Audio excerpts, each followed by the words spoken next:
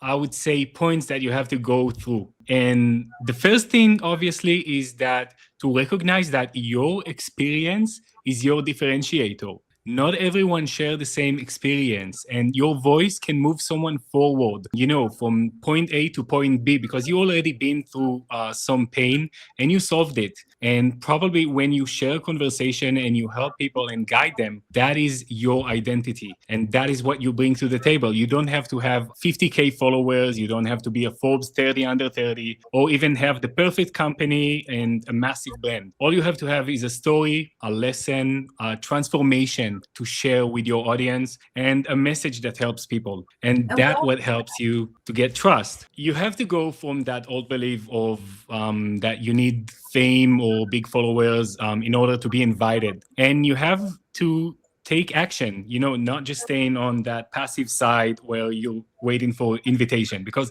things are not just coming to anyone. You have to act. And the things that you have to say, you have to have a certain clarity about what you deliver. What is your proof of value? Because a great speaker is the one who helps people, because podcasting is one-to-many form of art. So you have to do something in a certain way that will help people, and all across society, not just me running marketing for startups. That is something that could be helpful for anyone.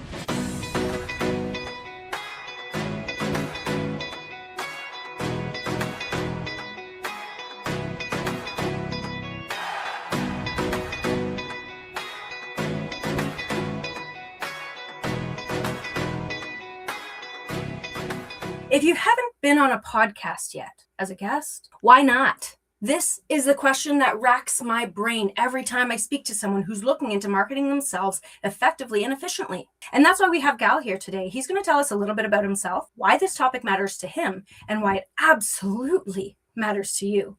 Gal, welcome to the show. Thank you so much. It is lovely to be here. Tell us a little bit about yourself and why podcasting actually matters, not just to you, but to anybody who wants to actually make a name for themselves. First of all, I am a marketing lecturer at Google and Reichman University, and I've been in the digital marketing field since I was 14. So I've seen it all. I've seen all the trends. I've done paid campaigns even before we had a like button. Just going back and seeing all the difficulties of creating content and trying to do branding and marketing. And I've just discovered that podcasting is the right tool for that. And besides that, that is just one thing that I do. I am a solopreneur. So I also created the network of Podstar and the community, and also Bold PMM, where I provide product marketing for B2B SaaS companies. Some are big, some are small, but always working with founders led me to that point where they always had the difficulty creating content. They don't delegate enough time for that, or enough effort. And the paid ads and the acquisition costs, right now it costs way more than $800 just to get a demo done on LinkedIn. So, getting into the ears of your direct audience and your direct persona, that is something that is priceless. And I think that is something that podcasting can do. So this is why I created Podstar, and that's what I'm doing now. I love that so much. And it makes such a big difference. You mentioned a lot of different things when you discussed just the idea of podcasting. And I think that's really pertinent. People often think of podcasting as just hopping on a show and having a conversation, but they forget all of the befores and the afters of that one recording. And we're living that right now. What happened before? We formed a rapport. We had a conversation. We expanded our network. We looked into different opportunities to support one another. And now we're audience sharing. You get to come in front of my people. I get to come in front of your people. We're actually expanding our reach exponentially. What happens next? Goodness gracious. Hello, clients. Hello, authority. Hello, trust building. This is huge. But we're just showing up on a show, though. Not so much. So let's talk about not just those wins that you get from actually putting yourself out there, but also how to do so in a way that feels aligned, because a lot of people haven't put themselves out there because they feel like, what do I have to say? How do I actually stand out? What's the point? That is super right. And, just before you start pitching yourselves to shows and, search for the right show for you to be on, or even writing on the bullet list of what should you talk about, there is something that is crucial and most people don't do it. And it's how to reframe themselves, because you have to go through the transformation from unknown to industry leading voice. And in order to do it, there are a few, I would say, points that you have to go through. And the first thing, obviously, is that to recognize that your experience is your differentiator. Not everyone shares the same experience, and your voice can move someone forward from point A to point B because you already been through some pain and you solved it. And probably when you share conversation and you help people and guide them, that is your identity. And that is what you bring to the table. You don't have to have 50K followers. You don't have to be a Forbes 30 under 30, or even have the perfect company and a massive brand. All you have to have is a story, a lesson, a transformation to share with your audience, and a message that helps people. And And we that all, what helps you to get trust. yeah, we all have that. I mean, whether you know it or not, whether it's at the top of your mind or not, you've got that. And having Mhm. these conversations can bring more of that to light, which is absolutely profound. It's so actually I want to add to our pros of coming on to podcasts, self-discovery. Hello, that's a huge Mm. underrated pro to doing this sort of thing. So Mhm. coming to this place, repositioning yourself, your personal brand in a way that's going to create a transformation. That's the first thing that we can do. What is something else that was coming to your mind? So you have to go from that old belief of that you need fame or big followers in order to be invited. And you have to take action, not just staying on that passive side where you're waiting for invitation, because, you know, things are not just coming to anyone. You have to act. And yeah, in Hebrew, we say mazal.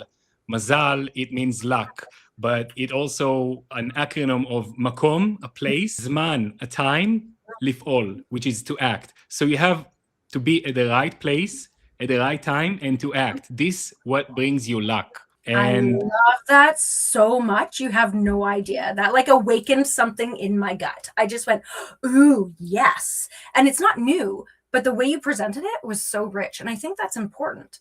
The idea that people like to manifest things. I'm just going to put myself out there and they will come. That's not the way it works, friends. We need to actually no, put this thing into action, create momentum around yourself, reach out and say, hi, I'm here. Like, it has to happen. yeah. And the things that you have to say, you have to have a certain clarity about what you deliver. What is your proof of value? Because a great speaker is the one who helps people, because podcasting is one to many form of art. So you have to do something in a certain way that will help people and all across society, not just me running marketing for startups. That is something that could be helpful for anyone. Yeah, well, I mean, everyone here hanging out with us who's been here for any length of time knows that I believe you're never not marketing. So no matter what you're doing, it bleeds into everything else. Life and business are intricately intertwined. We need to spread the word. We need to make sure that people understand their worth. And the only way to do that is to step into yours. This is so, so important. I love that so much. So we've got our positioning. We're really rebranding ourselves, putting ourselves out there. We're making sure that we're clear in how we're articulating the message that we have to say. We're taking action and actually putting ourselves in front of the right people. You mentioned a word that I thought was kind of funny in this space, and I want to kind of dive into it. And it was the productization. We want to productize ourselves. Let me hear a little bit more about that, because a lot of people want the ROI more than reach and impact and all that, which is probably more valuable. But practically, I understand we live in the real world. We want ROI. What does it mean to productize yourself then? The thing is, the way I operate my business, and it is a certain way that I found out learning through books, researching on YouTube, watching all those startup ideas and founders videos and stuff like that. And I came across certain word that I didn't even know that was existing. It is productized service. It's Mm, a way to provide service that, well, it's a completely new Bible for me, but it is sort of a way that you can productize the services that you do. So, for example, me providing a product marketing managing services for startups, they have, for example, a Trello board, some sort of a CRM with me that they can get one request done at work at a time. So they have some certain queue that of certain backlog of requests that they want out of me. So for example, if you're a content creator, it could be write a blog post about this thing, write a newsletter about that thing. What you do is you ask your clients to pay a subscription fee. So the money comes in advance, and it's not like regular contract where you deliver 6 pieces of content each month, where when you start the month, you already have a debt of work because you have to deliver those certain things. So what you do is you provide them with a subscription to have one request at work at a time. And the whole setup is so scalable. I mean, I actually replicated it. I also helped like a few friends of mine to replicate the same systemized process of, it's just like one landing page. You don't have to go shenanigans with blog posts for SEO and stuff like that, because usually what you do, you just post on LinkedIn and that's the funnel. People get to you by word of mouth and stuff like that. But one landing page, one subscription could be from Stripe, really easy to set up, takes just 2 minutes, and you're good to go and you're scalable and you can get as many clients as you would want to. They have to apply for your services. And you have to show up. For example, there are certain rules. You have to show your pricing. So like your prices are the things that filter clients for you, because when they get to see it in advance, they know that they can not afford it sometimes, or maybe it's not a fit, and it just saves you time, because the whole thing when you go productized service is that your time is dedicated to your clients' requests. So, going back and forth with billing, no meetings and stuff like that. Usually I do like it's an asynchronous work. So I send them like a Loom video of what I did and ask them to leave comments if there are any requests to change something. So it is very productized, very systemized, and it's a way that I could operate over 7 clients. That's interesting. That's really interesting. And I like that you're able to do that as a solopreneur without having to hire out a team, because it's one project at a time per client and it just turns over like that. I can see And that the thing is, in that case. The thing is, when you hit a certain bottleneck and you have to hire a team, for example, you can just hire a freelance and pay them by request. And eventually you have a margin that you can play with, and you begin each month with money coming in and just requests coming in as well. But sometimes there are holidays, sometimes there are some events that happen. Maybe they would like to upgrade their subscription to 2 requests at a time. And Right. that is something that you can also take on. And once you have the money in your pocket, you're able to pay for suppliers. So it could be maybe a content creator, it could be whatever it is, but you already have it in your pocket. Right. So would this then be, in your opinion, when it comes to podcasting, just one of the many differentiators that you can bring forth when you're showing up? You say, actually, I have this innovative way of doing work. It's a lot easier for my clients and for me to make sure that the turnaround and the delivery is clean. The thing is, I just did it myself, and that's how I grew my product marketing agency. And eventually, while working with those founders that I've worked with and those marketing executives and managers, it led me to open up Podstar and go on with that adventure. But I actually documented everything, and I wrote down over 70 pages, no GPT at all, of how to do it. But nowadays, I only share it with some of my friends to help them to productize themselves. And it's been doing great. I mean, my friends are now working with the top tier companies, like providing services to Fiverr, Monday, like big companies. So it feels good to me that I have this tool that I can share with my friends. And I'm sure that sometime at a point I would do something with it. But for now, that's just how I operate. And I mean, you're sharing it that's it. here, which I think is really important. This is a part of what you bring to a podcast, is getting people to think differently, the transformation that you can share with your stories. Now, you were talking about, because you just mentioned how this really innovative idea has allowed you to change the way you run your business. It's more aligned with how you want to live your life, and you've supported your friends with that. So I'm just going to go out on a limb and say that this is one of the many things that you've been able to shift in your life to make it the most optimal possible. And that can help, of course, with getting on podcasts, with making yourself be visible. We talked a little bit about how you could use your personal brand strategically. I want to expand that, make it a little bit bigger before we loop back again, because I do want to talk about specific specifically how to optimize your podcasts, but I want to look at this bigger and look at how we can use these cool ideas around visibility and around how we consider our personal branding and how we run our days in a way to improve our lives. Like, what are these little changes that we can make to make sure that actually appearing on a podcast, taking that leap for those who have been really hesitant, how do we make that easier? How do we make life feel like we're in flow and we can actually show up on a show and say, hey, I've got cool things to say, you should listen to me, because it stems from somewhere, right? And it doesn't go, oh, I can do it right now. There are little changes that have to be made.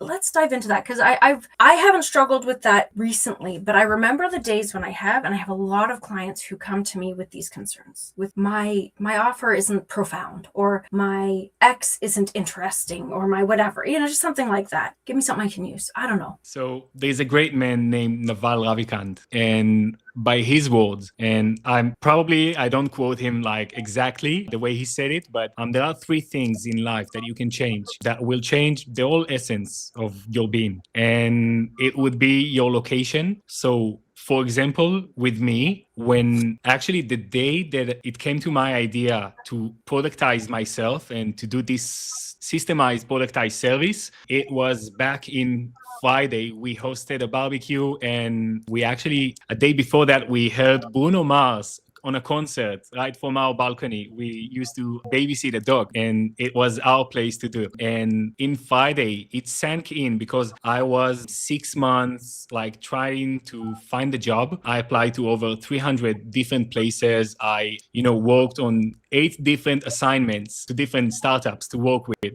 And I came to the final level, just on a conversation with the direct boss 5 times, and I didn't find the right place to be. And out of this pain, there was something that I knew that I have to do something with it and to act on it. So I've decided to productize myself. And it was on Friday that the decision came in. But on Saturday, we woke up in 6:30 a.m. and we heard sirens and missiles coming in, and the war started. Both me and my wife, we work from our computers, so we knew that we probably should change our location. So we moved to Portugal, and in Portugal, I've spent over 4 months, perfecting my offer, coming up with a solution, how to monetize it, how to link it with Stripe, automations, and all of those kind of things. But it wouldn't even be possible to me to do it if I was in a war zone. And, that is actually a war zone. But sometimes in life, our environment, sometimes in life, our surroundings are not the right fit for us. Sometimes it could have some negative impacts to our lives. So I would say that your location is optimal. When you change it, you change your mind, you change your way of living, actually. So right.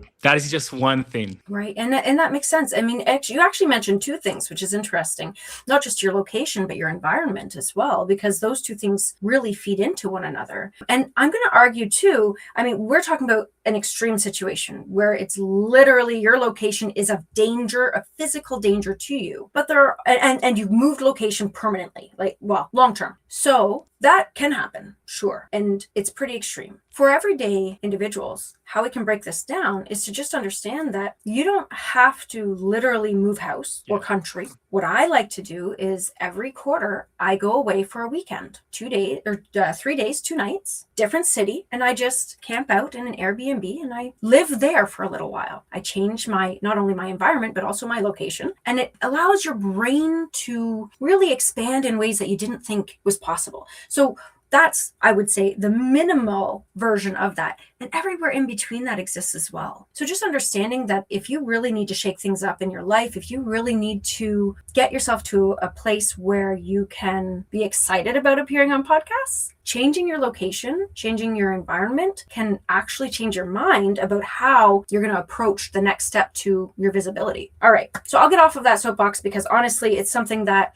I think is pretty actionable. Like we can do that pretty quickly. Let's talk about using the specifics of using podcasts, guesting on podcasts as marketing fuel for growth for your business as a solopreneur, entrepreneur, micro business owner, that sort of idea. I'm going to let you lead the way. I have my opinions, but I would love to hear your opinion on this, Gal. First of all, before we go on a show, we have to research is it the right fit for us? Because sometimes there are shows that obviously are not the right fit for us and our audience would not listen to. So it is sad to, spend so much time and effort, even preparing for this kind of show or even reaching out or doing this misalignment. So first of all, I would say that people should research a bit more on the show to find out if it's a good fit. And sometimes there are shows that are actually what I call pod scams, which, yeah, it is a sassy word, but there are things. Okay, so I had a DM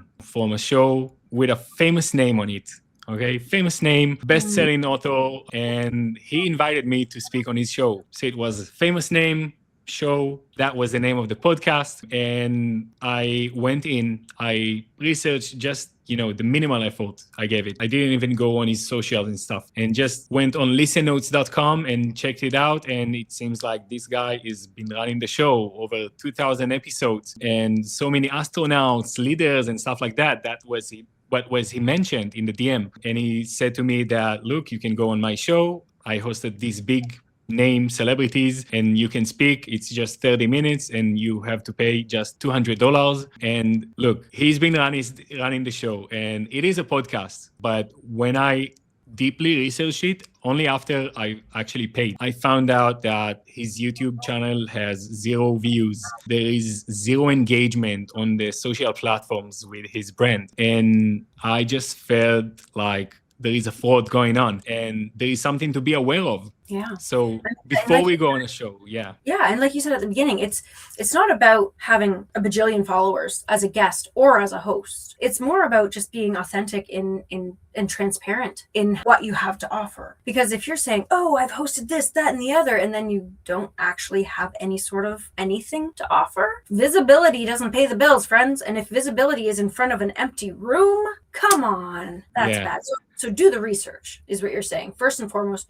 First and foremost, do the research. It is obligated, absolutely. And you can search and check the social network and like social channels and stuff like that and check for engagement. That's for sure. That's the first thing. And only after that, you can reach. And by reach, I mean reaching out and, doing it the right way. So reach is also served as a framework. Reach as a framework is the R stands for research the show. So R is research the show. E is extract a personal win from a recent episode. That is something to also include in your note when you outreach to that podcast. A tends to align your topic with their audience. So obviously, the podcaster has some sort of an offer and they are obligated to deliver it. Every show has their own frameworks. It has their own guarantee to it. If you listen to me, you will know how to do marketing better, for example. That could be one offer. So you have to align your topics with their audience and their value proposition. And C stands for connect with warmth and email. And H stands for handle follow-ups. Right. Stay on top of it. It makes a difference. Yeah, absolutely. Mm-hmm. And it actually forms that rapport. And that, I love that. I absolutely love that. And moving beyond the podcast, once you've appeared, now you've got to look at things like, how am I repurposing this? How am I promoting this? How am I actually connecting with the host or any other past guests? This is something that people often forget. You can reach out to a past guest and say, hey, we were both on this show. Isn't that cool? Use what you've got. Now, I feel like that conversation could actually turn into an entire lecture, and you as a lecturer know that.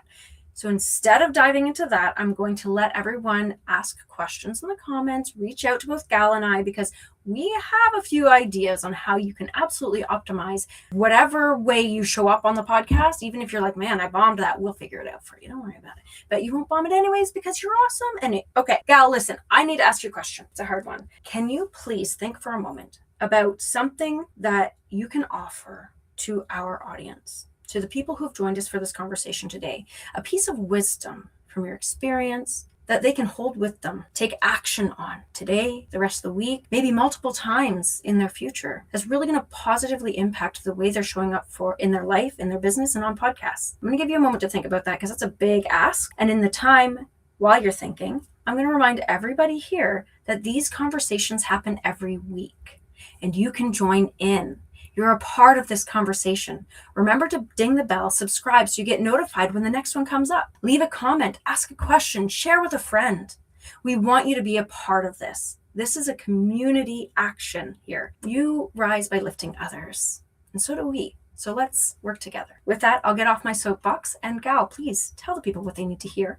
So 83% of all executives are now listening to podcasts around 5 hours a week. I know for a fact that I listen to podcasts and it actually shapes my buying decision. My wife just ordered a book just because of a podcast she heard. And I would say that the same act of just listening and developing this trust with a brand is happening naturally every day. So I would encourage people to listen to more podcasts and start speaking on podcasts. And the way I would do it is I can do it really for free with a community that supports you, with podcasters that are looking for guests. And it can all be done right here under this QR. So you can just scan it and join the school community and introduce yourself and let us know what you want to speak about and what is your topic, what is the shift that you're trying to make in this world.